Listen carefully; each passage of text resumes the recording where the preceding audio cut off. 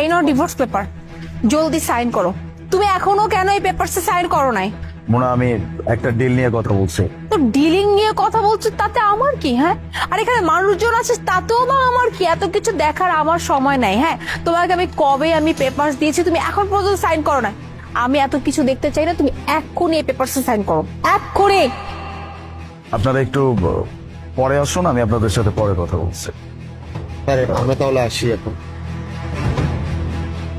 বলো কি বলবা শুনি। মোনা, আমি তোমার এই ডিভোর্স পেপারে সাইন করে দিব, আমার কোনো সমস্যা নাই। আমাকে 5 মিনিট সময় দিতে পারবা? আমার মনে হয় না যে তোমার খুব একটা প্রবলেম হয়ে যাবে। সাইন করে দেওয়ার পরে তো তোমার সাথে আমার আর কোনো সম্পর্কই থাকবে না। তখন তুমি তোমার মতো, আমি আমার মতো। এর মাঝখানে 5 মিনিট সময় হয়তো দিতে তোমার খুব একটা বেশি ক্ষতি হয়ে যাবে না। আচ্ছা ঠিক আছে, 5 মিনিটই তো দিলাম, বলো কি বলবো, আমি শুনতেছি। ঘটনাটা একটা ছোট বাচ্চার, একটা ছোট্ট পরিবার। সেই পরিবারে একটা ছোট বাচ্চা আর তার বাবা মা।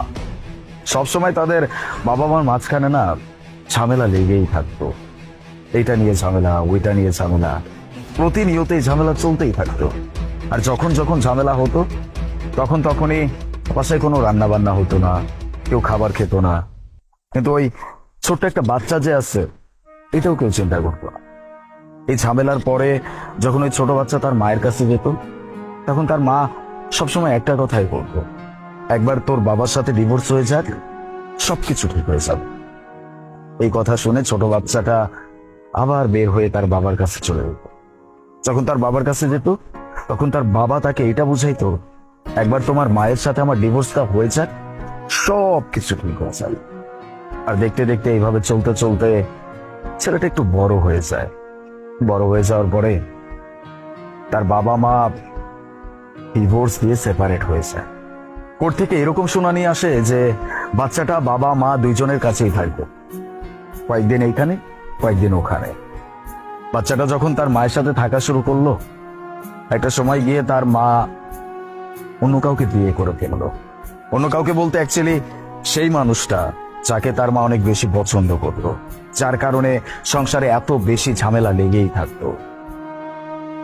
মা যখন বিয়ে করলো, তখন ওই যাকে বিয়ে করেছে সে তার মাকে বারবার একটা কথাই বলতো, যে আমি তোমাকে অ্যাকসেপ্ট করতে পারি, কিন্তু তোমার এই বাচ্চাকে না, বাচ্চাটা আমার না।